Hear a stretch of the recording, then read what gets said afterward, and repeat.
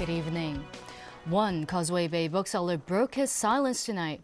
Lam Wing-kee is the first person out of the 5 booksellers who mysteriously disappeared last year to admit he was abducted against his will by mainland authorities and forced to sign a bogus confession. Winna Wong has our top story. This is the missing piece of the puzzle in the disappearance of Hong Kong's 5 booksellers. Lam Wing-kee attracted a room full of press this evening as he recounted the ordeal he suffered on the mainland between October last year until his return on Tuesday morning. He began by saying he was heading to Dongguan to meet his girlfriend on October 24th. As he was crossing the border to Shenzhen, about a dozen of what appeared to be immigration officers swooped down on him and led him away.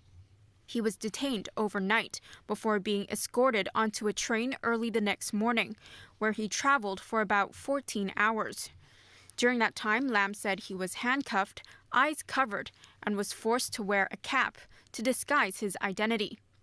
They reached their destination, a room in a large building, he said. Lam recalled asking the authorities several times what his crime was, but they refused to answer.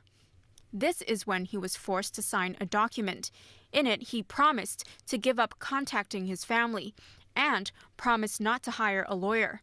Lam insists, "I had no choice but to sign it."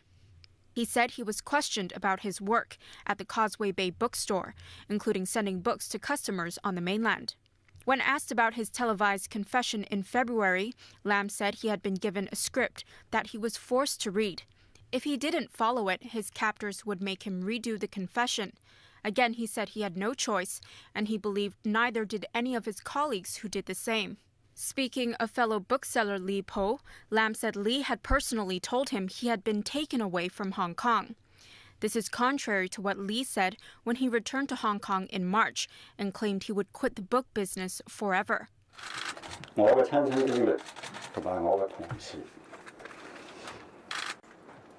he said that it is a blatant violation of the one country, two systems, because the act of mailing books, itself is not unlawful. Okay, so he said it would pose a threat to the freedom of Hong Kong people if such acts are being taken as criminal acts in mainland China. If I don't speak up now, Hong Kong will become nothing, Lam added. Reporters also asked him whether he thought Chief Executive Leung Chun-ying or the police had done enough to protect him. "I have nothing to say about him," he said. In response to the bookseller's revelation, the government said authorities are now getting in touch with Lam Wing-kee to follow up on the case. Winna Wong, TVB News.